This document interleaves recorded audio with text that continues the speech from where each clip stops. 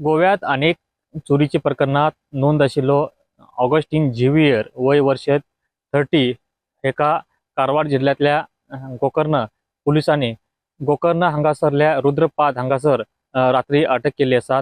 Xavier हो गोंयचोच।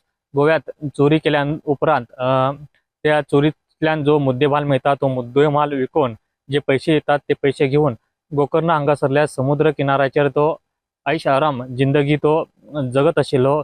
आणि सध्या कारवार पोलिसांनी जिल्हाभर नाईटनिंग ऑपरेशन सुरू केले आसा आणि या ऑपरेशन दरम्यान झेवियर आसा तेका पोलिसांनी अटक केल्ली आसा।